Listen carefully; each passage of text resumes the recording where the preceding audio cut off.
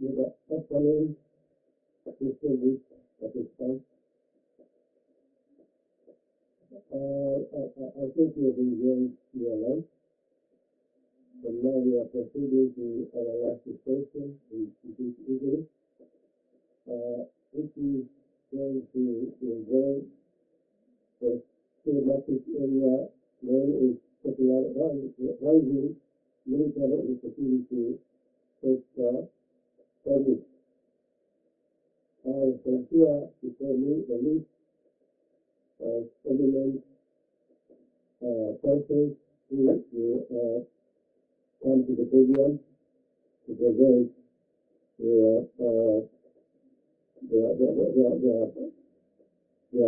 papers.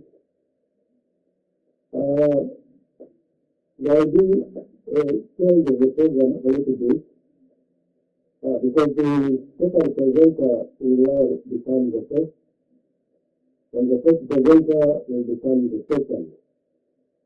But the rest, the order will remain the same. Now, I would like to call the first presenter, who is going to present about the protecting the rights and dignity of military. But now, let's go to the Botswana experience, and this will be the General Joseph Eno, the Deputy Commander of Botswana Defense Force.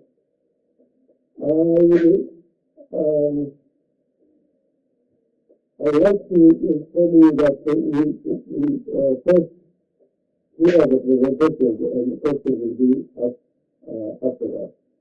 So, welcome to the podium, Mr. General.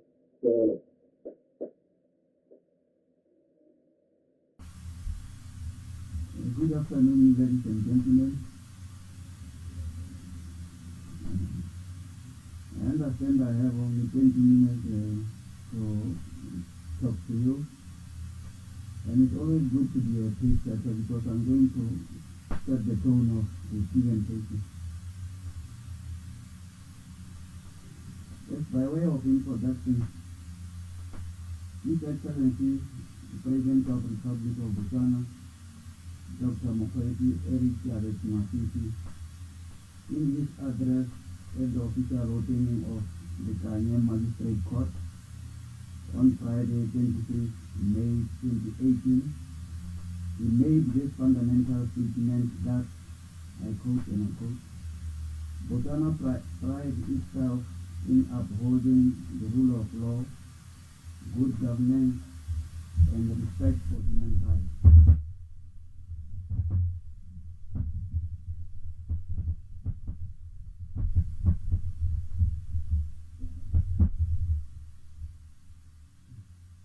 Fundamental human rights are key to the dignity of every person, as they are definitive of such persons' stage of existence and relationship with others. This provides the framework, standards of interaction, and levels of treatment by government and private agencies, including security organs. The system removes environmental constraints and distortions that inhibit enjoyment of one's freedom and instills mutual respect and peaceful coexistence of individuals with one another. The Constitution of Botswana, ladies and gentlemen, guarantees such fundamental rights under Chapter 2 thereof and provides for exceptions, among others, for the benefit of defense and also specific for members of the disciplined forces.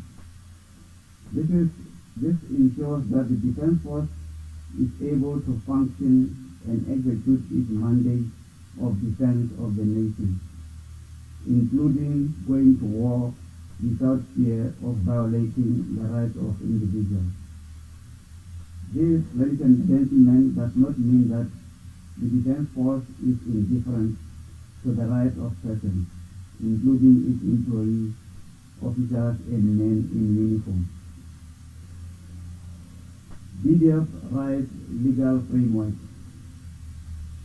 The Botswana Defense Force was established by an Act of Parliament on 15 April 1977 to defend the Botswana's territorial integrity, sovereignty, and the national interest. Notably, this was a decade plus after the Republic got its independence on the 30th September 1966.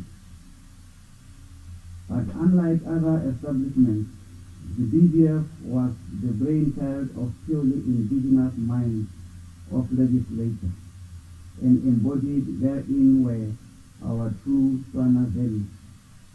Amongst others, on its establishment, our laws ensure that those who elect to join the BDF should do so as an act of one's own volition and conscious choice, a first and fundamental respect for the rights of citizens. This was in an acknowledgement that by such a choice, persons joining the Botswana Defense Force would, by their act, be subjecting themselves to a regime that operates within a framework that has reduced civil liberties and rights. Being a soldier means that one has become part of something far much bigger than oneself, a chance to serve their country. It also means danger, long separations, grinding fatigue, and stress. Soldiers represent patriotism and selfless service. Through the oath, soldiers affirm subordination to the nation's elected civilian leadership and abstain from political involvement. Soldiers, ladies and gentlemen, voluntarily give up freedoms that fellow citizens take for granted, and become subject to the military discipline and regulation. Soldiers accept unlimited liability in the service of their nation. This becomes the foundation of the profession of arms. In the recent enactment of the BDF Act, Parliament at Section 35 acknowledged the exceptions established in the Constitution by giving an assurance to commanders that anything done in pursuance of the mandate given under the Act shall not be seen to be an affront on the Constitution of the Republic of Botswana. Commanders, because of their interests, are seen things done as may be directed by His Excellency, the President and Commander-in-Chief of the Armed Forces, or in the ordinary course of defined roles in the law. By their attestation, soldiers do so by taking an oath of allegiance, with which they consciously subject themselves to obey orders and do all that is necessary to defend the Constitution of the Republic of Botswana. Ladies and gentlemen, military by nature is a profession of arms that is command-oriented, physically and psychologically demanding, and therefore ensuring a proper balance between discipline and human rights is very important. In that spirit, the BDF follows a specific value system which includes boto, courage, loyalty, duty, integrity, esprit de corps, and discipline. These values, ladies and gentlemen, guide the ethical conduct of members of the BDF. Fundamental to this cause, the following rights of members of the Defense Force have been abrogated through specific provisions in our defense law. The right to freedom of speech. Soldiers are required by law to exercise restraint in their use of speech. Most importantly, not to say anything that is contemptuous of officials and authorities, not to utter anything that counsel other members to undermine authority. Freedom of association. Soldiers are not allowed to unionize or form bargaining groups, political associations, or joining employee unions. This prohibition is reinforced by criminalization of active participation in politics, Section 150 of the BGF Act.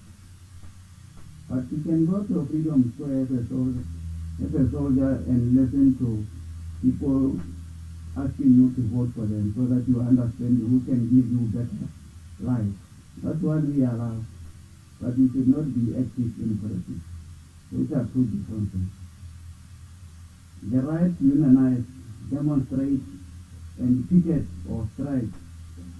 A soldier has no right whatsoever to rise against the government, either alone or with others.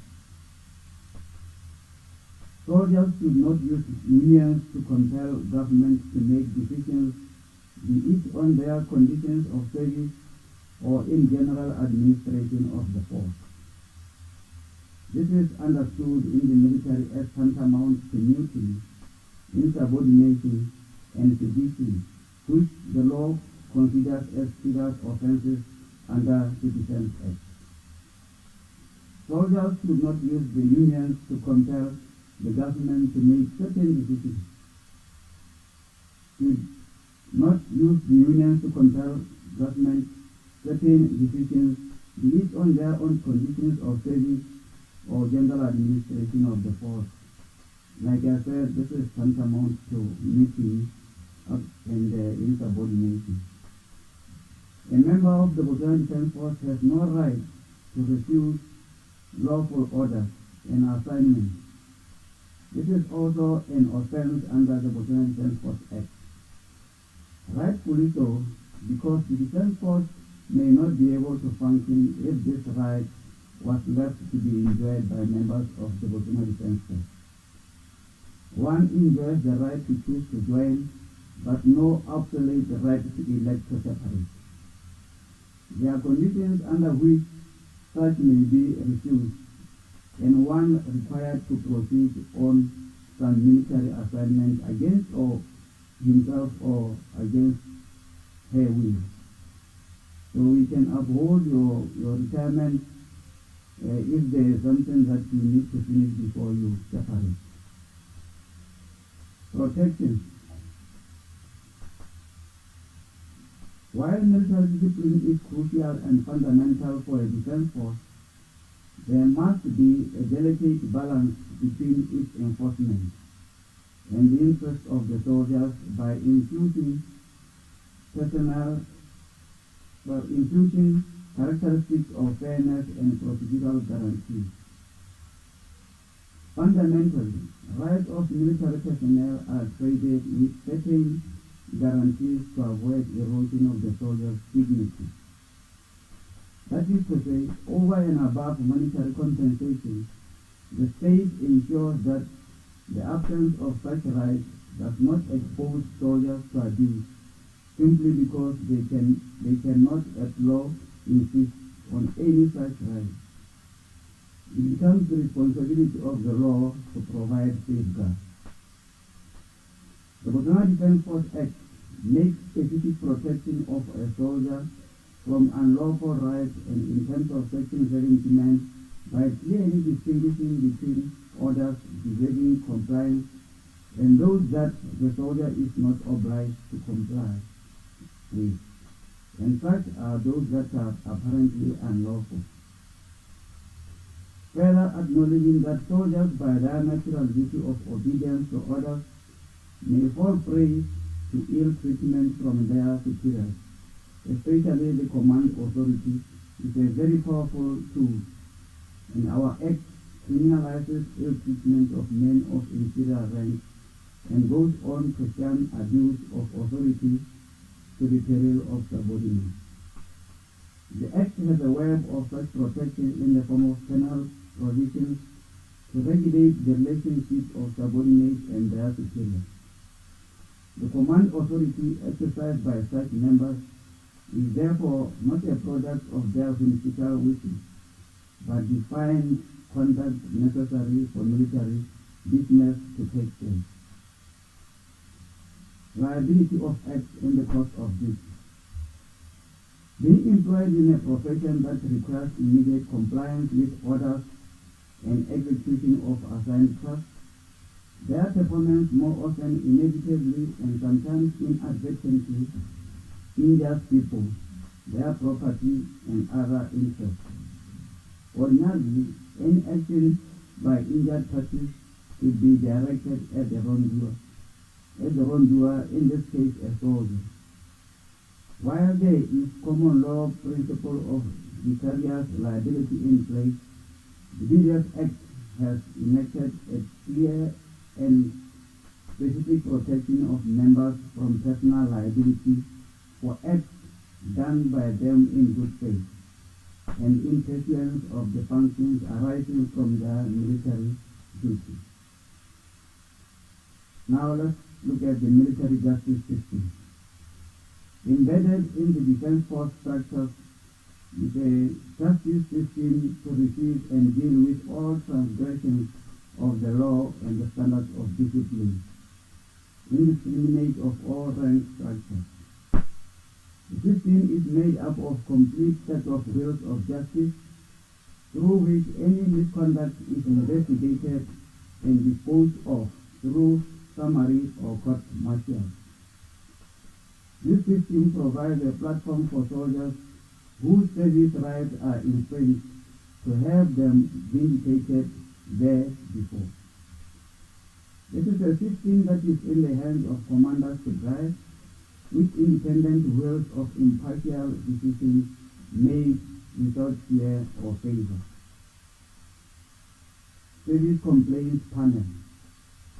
In our law, a service complaint and appeals panel has been established for purposes of hearing and determining service complaints from members where they consider themselves wronged by their superiors. This panel is appointed by the Defense Council and is endowed with the authority to make external redemption orders for the service rights of members of the BDF. This is a new creature in our law and is yet to be given a breath of life in due course. Inspector General.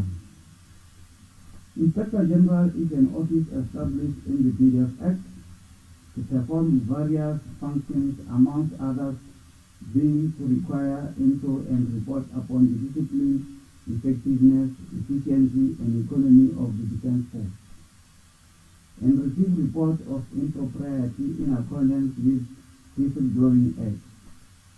This inevitably involves complaints that cannot be dealt with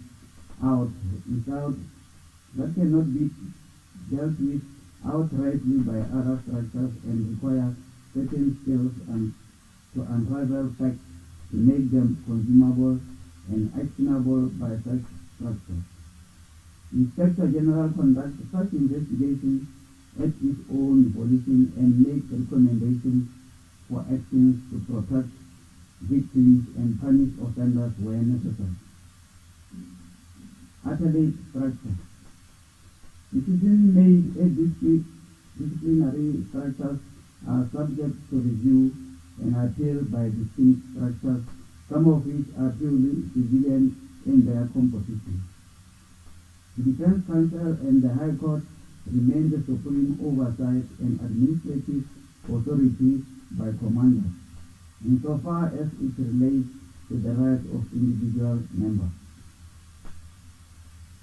In conclusion, ladies and gentlemen, being a creature of law, the BDF is subject of the law and so abides by the same. We consider our human resources, officers and soldiers as a very crucial asset that deserves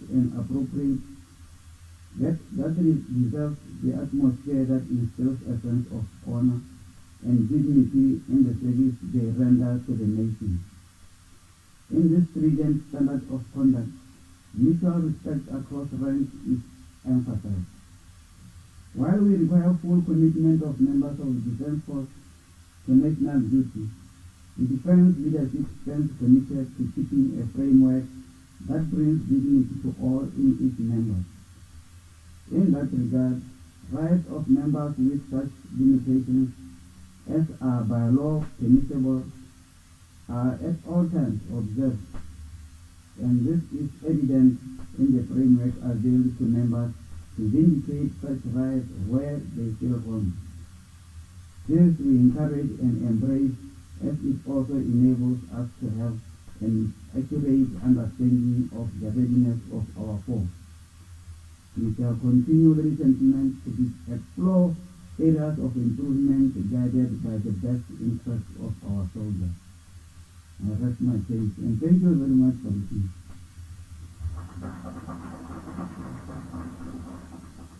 Some few points which I would like to highlight.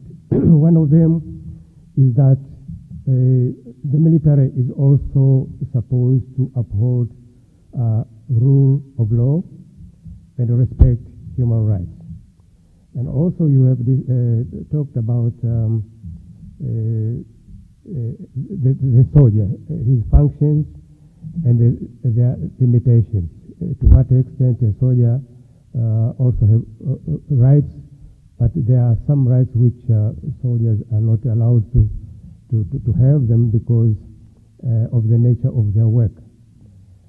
Again, you have discussed something relating to the form of balancing between discipline and human rights in the armies. I think this is a very important point, because while soldiers are working in the armies, they are carrying arms, yet they are there to protect the citizenry, and therefore they have to take care as well to ensure that also they are disciplined and they observe human rights. Also, you made a point on some of the rights that the army officers have the right to enjoy. And one of them is the freedom of speech, but they are limited to freedom of association. They are not allowed to participate in political forums. And also you have discussed about an institution which has been established, and this is the Inspector General, who deals with complaints where the army officers maybe misbehave. So there is also a mechanism in the army on how to handle complaints. With those few, this short summary, then I thank you very much for your presentation. And now I would like to call upon another presenter, and this is Madam Dina Marafe, the Commissioner of Botswana Police Office, and she'll come here to present a topic known as managing public complaints and protecting the rights of police officers. Lessons of the Botswana experience. You are welcome, madam. The topic of the day is, as the program director has just indicated, managing public complaints and protecting the rights of police officers. I should, by way of introduction, indicate that, like all the security organs, the Botswana Police Service is a creature of the statute. It's constituted in terms of the Police Act. And as a law enforcement agency, actually the primary law enforcement agency in the country, we have a mission, a vision, and values. Our mission is to provide professional policing services in partnership with the community, and the value that we seek to acquire, to aspire, is to be a law enforcement agency of repute. I mean the vision by the our values we are anchored in four values, that is BOTO, excellence, integrity, and teamwork. We say under BOTO that we want to be courteous, we want to be responsive, we want to be respectful to our customers. In the excellence, we say we want to be accountable, we want to be knowledgeable, we want to be responsive, we want to be accurate, and we want to be customer focused. Under the integrity, we say ethics, transparency, confidentiality, honesty, and impartiality are the cornerstones of our function. Yes, and under teamwork, we say we want to be seen to be pulling together. We want to be seen to be being hand in hand with members of the public. We want to be seen to be responsible. And by way of introduction, as a law enforcement agency, we know it's inherent in our work that we are, practically the complaints are inevitable because we are customer centric. We engage people, we come in contact with people, so it's an inevitable consequence that during our interaction with the people, there will be some form of misunderstanding that may ensue. Some mistakes will be done. We may not meet the expectation of the customers. So customer complaints, therefore, provide us with the platform. It's our understanding and belief that customer complaint is not something that we should be angry about. It should be something that we should embrace, in the sense that it gives us the opportunity to introspect and see where we can improve our services to our customers. So being able to handle complaints effectively is essential to maintaining a good relationship with our citizens. So as the police service, we have established procedures within ourselves. Those which are standardized within the organization. These procedures, they set ways to afford both external and internal customers, that is, external being members of the public and internal being members of the Botswana Police Service, to come forth and present their complaints to the management whenever and wherever such cases arises. These initiatives have made it possible for customers to know, in advance the steps that they should take should there be a need to raise a complaint. And the procedure, these processes, we have made them so liberal that they start right from our police stations, where most of the interactions between ourselves and the public, and most of the activities between junior officers and senior officers, take place. The intent of this all is to ensure that these complaints, they arrive, they come to us, we investigate them, and in a manner that is transparent, and in a manner that will bring confidence in our customers. To this, we have established as an organization a branch. It's called the Internal Affairs Branch. The sole purpose of this branch is to investigate this kind of complaints, and not only to investigate the complaints, but also to establish within ourselves the gaps where we should improve in terms of management, in terms of our interaction with the the members of the community, and in terms of our interactions among ourselves as police officers. And it is through the outcome of these investigations that time and again we take the necessary steps to address those complaints and to bridge the gaps that might have been identified as a result of the investigations. So the ultimate goal of this process of opening up to complaints is to provide excellence in policing through accountability. Is to bring confidence in the people that we serve. That it's our intention to serve them well, but where we have erred, they are entitled as the consumer of our service to come forward, and we are prepared to accept them and to own up to our mistakes and to correct that which we would have done in an improper way. So we are making a complaint as easy as possible.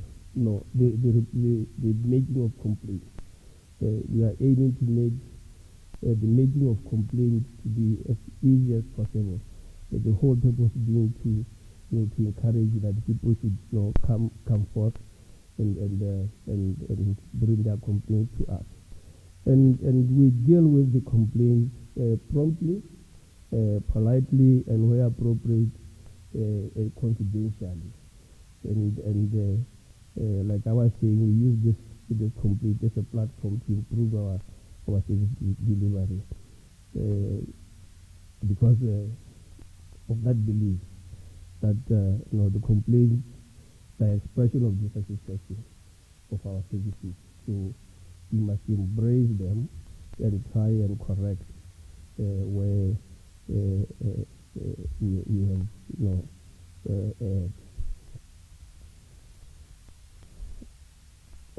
our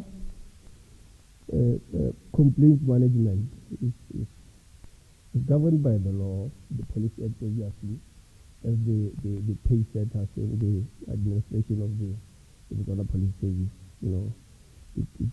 It's the one that gives us direction as to how we should relate to each other as police officers and how we should relate with our outside customers. So within the Police Act, the commissioner is entitled to come up with standing orders here and there that will expand on some of the processes that are there in the administration of the Botswana Police Service. And one of the standing orders that is there is standing order number 4 that deals specifically with how we should deal with complaints that comes to us as Botswana Police Service, both internally, that is police officers complaining against the administration, and externally, that is members of the public complaining about how we have interacted with them.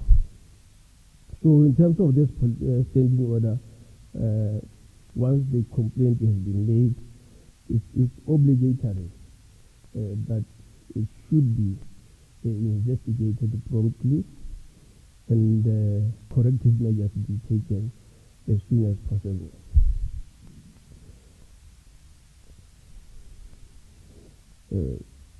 If that complaint relates to an outside customer, the outcome where it is established may be that those corrective measures may include a disciplinary process against a police officer who has found to have mishandled the customer, or it may be just an adversary direction on that issue by the management as to how to handle that issue. The same thing will apply even where the complaint is made by a police officer against the administration. If it has been found that that complaint is founded and the police officer, even including one of a senior rank, is found to have mistreated his junior, a disciplinary action will be taken against that officer and corrective measures be put in place. Or where the circumstances do not disclose a disciplinary offense, then an advisory direction will be given that this is how things should be done. Where the complaint against is against a police officer and it has the connotation of a criminal offense, investigation will also be done, and where there are prima facie evidence of the commission of the offense, the docket will be sent to the DPP for corrective measures, for prosecution, for assessment and prosecution ultimately. But what is important is that even as the criminal docket is being sent to the DPP, the Botswana Police Service will pursue a disciplinary process against the officer as a way of correcting the internal processes within the service to ensure that such kind of anomaly does not happen again.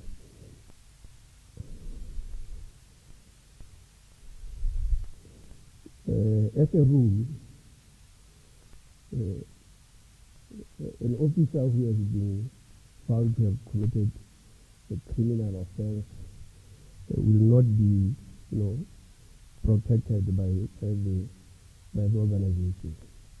He will be treated in the same way as any other person who has committed a criminal offense. But where an officer has found to have done something wrong within the work, and it has been established that he committed that wrong, which does not amount to a criminal offense. He committed that wrong in a bona fide way in the execution of his duties. Obviously, like all other public officers, that officer will not be personally liable for that. The government will, through the Botswana Police Service, take responsibility for the wrong that is committed and address the issue in that way.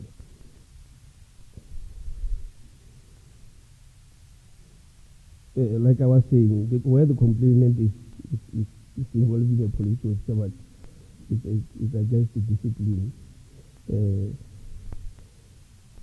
it will be dealt with in the manner as suggested through a disciplinary process.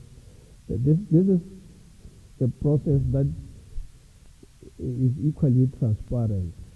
It's a process where we allow police officers to come and defend themselves in a manner that they may choose to defend themselves. They are allowed to bring even their lawyers to come and defend themselves. It's not a process that maybe we are just going through the motions. It's a fully fledged legal process where the police officer is allowed the platform to defend himself or herself to the maximum.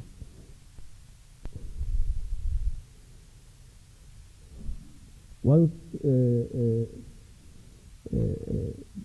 where there is circumstances where the person who complains does not feel satisfied with the outcome that has been made, we have what is called the police council.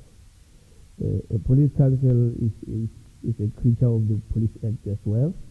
It's, in terms of Section 64, the police council is responsible for considering the complaints, against the service generally and its members, which the commissioner cannot successfully, resolve.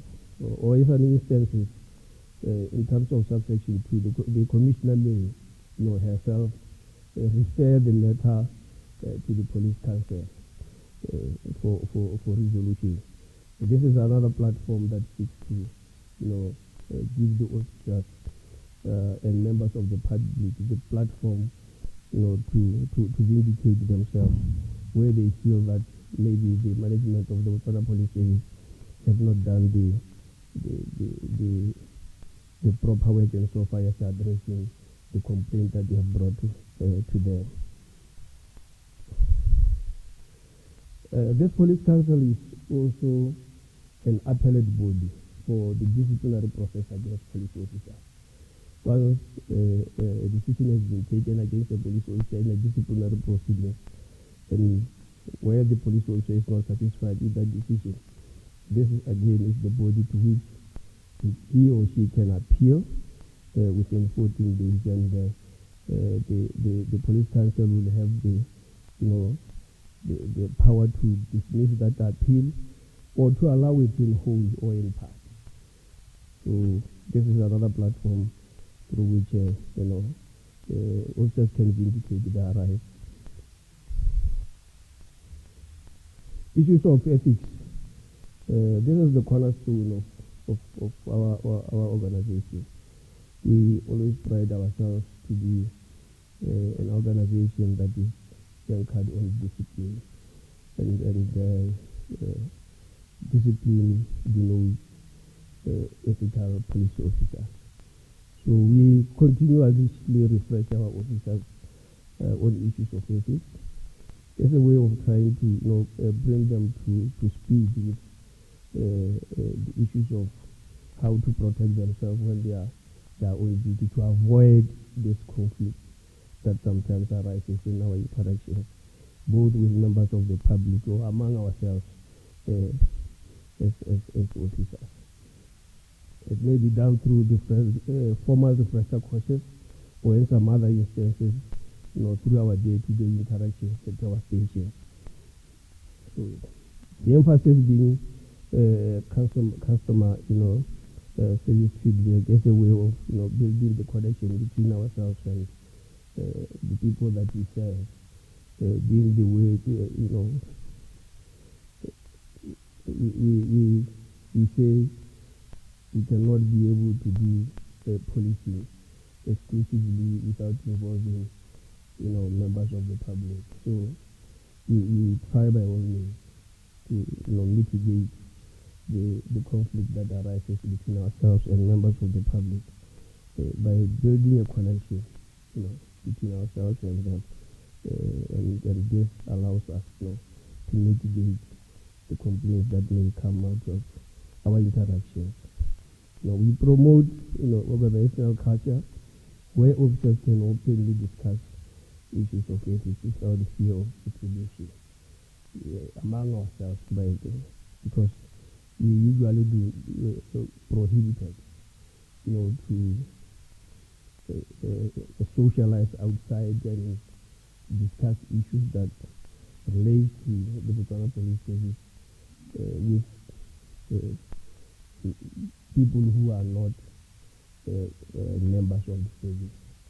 As you may be aware, our rights are curtailed in many ways as police officers. We don't have the latitude that members of the public generally have in terms of the access of rights, our rights to association, our rights to, many other rights are curtailed. We have our own platforms within the organization where we encourage to discuss ourselves and the issues that affect us, so that we may, have a common understanding as to how we should behave towards each other as police officers. This will be the end of our my presentation, and I thank you. Thank you for your presentation. Fortunately, I didn't catch well your name, but you have made a very good presentation about the position in the police force, where you have a number of duties, especially that we usually know the police force, its main duty is to take care of the security of the people, and as well taking care of their property. And you have raised a number of very important points about how the police force is, and one of them is that in the first place you recognize that it is a law enforcement agent, and in that capacity then it means that in any way you will be interacting with people.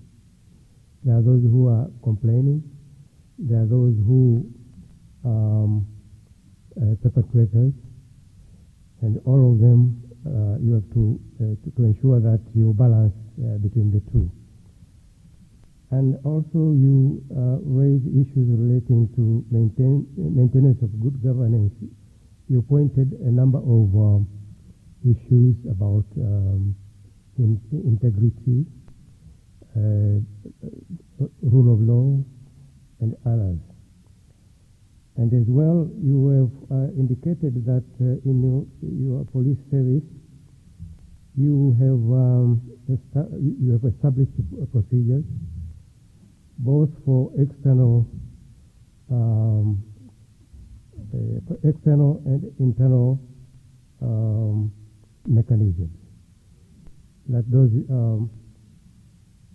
complaints, the external ones are in relation to complaints from outside the force, and you have internal mechanisms that those standing orders which deal with the discipline of the servicemen. Again, another pertinent important thing that you have raised is about transparent investigation to ensure confidence to the public. And also you raise another very pertinent point about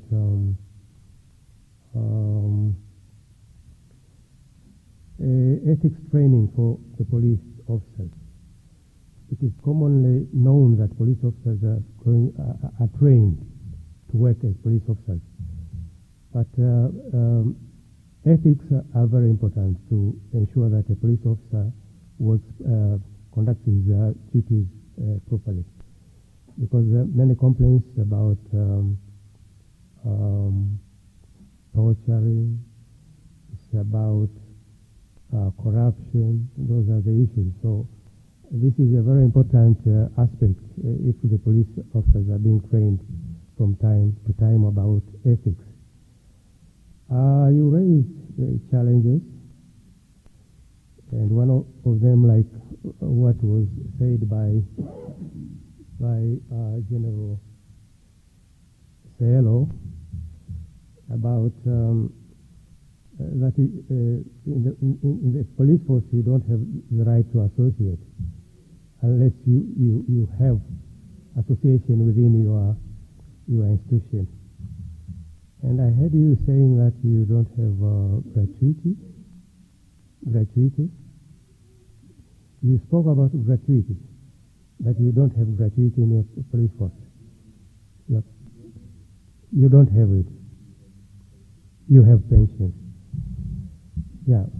So in a nutshell, that is what actually, I tried to summarize those, to highlight those important issues that you have spoken. With that, I thank you for your very good presentation. And now I'd like to call another presenter, and this is Anthony Mokento, Commissioner, Botswana Prison Service, who will take us through a topic known as managing complaints from and protecting the rights of prison personnel. You are welcome, please. Our esteemed panelists, honorable Ombuds, men and women, ombudspersons, distinguished guests, it's an honor and privilege for me to be here this afternoon and to do a presentation on the role and performance of the Western Cape Police Ombudsman and the prospects for Africa, or African countries. Now, I've divided the presentation into three parts. Because of the time, I want to respect the time. I'm going to do a high-level overview.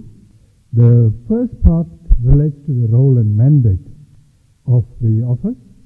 The second part links to the performance, and the third part relates to the prospects for African countries. So, for those of you that didn't hear about us before, the office was established in August of 2012 by the Premier of the Western Cape. So we are a provincial ombudsman. Our public protector, I'm happy, is in our session as well. She is appointed by the President and has jurisdiction over the whole of South Africa. I'm appointed by the Premier of the Western Cape in consultation with the provincial parliament, and my jurisdiction is related to just the Western Cape. And when we talk about the police, we have the South African Police Service, which is the national police service in the country, and then we have the Cape Town Metro Police Department, which is sort of provincial police. So the reason for the establishment of the office was that there was a number of complaints that emanated out of the communities of Khayelitsha and the surrounding areas regarding the poor service delivery by the police. And the office was established in December of 2014. So the first ombudsman was Advocate Vusi Pikoli. I am currently the third ombudsman. There was a recommendation by this commission that the procedural justice model should be adopted for policing. And I'm utilizing that, I'm advocating it and sharing it whenever I get an opportunity. And it relates to building trust and improving service delivery to the people of the Western Cape. So those of you who haven't been to South Africa, the Western Cape is the bottom part of the country. We are surrounded on three sides. Is the sea, you can't go further. That's what it looks like on the map. Our vision as an organization, we want a society where there is mutual respect and trust between the police and the people. And our mission, we seek to enhance the efficiency and effectiveness of the police service and improve relations between the communities and the police by basically doing two things. Firstly, investigating complaints of police inefficiency, and secondly, investigating any breakdown of relations between the communities and the police. So we do not investigate criminal matters. Criminal conduct by the police is investigated by IPID, which is the Independent Police Investigative Directorate. And we also have the Human Rights Commission that deals with issues relating to torture. The public protector has jurisdiction over all the departments and all the sections, so people can complain directly to her. So some of our core values: integrity, trust, respect, etc. Our motto is that together we want to ensure professional policing in the Western Cape. Legislative mandate, I mentioned it when I started. The Constitution of the Republic of South Africa, Section 206, allows the province certain responsibilities relating to the police, monitoring police conduct, overseeing effectiveness and efficiency of the police, promoting good relations, etc. So the Western Cape has got their own constitution, and that's Act 1 of 1998. And in terms of Section 66, 1 and 2, it also provides powers for investigating or appointing a commission of inquiry relating to police complaints. We then have the Western Cape Community Safety Act, and this act establishes my office. I'm an independent contracted individual as an ombudsperson, so I'm not an employee of the state, but my personnel, and one of my investigating officers is in the room as well, Suzette Jordan, they are public servants. So we then have the Western Cape Provincial Police Ombudsman Regulations of 2015, and they were amended in 2020. So just to highlight that we are independent and impartial, that's critical. Who can complain to us? Well, just about anyone. Anyone who's had a problem with the police can complain.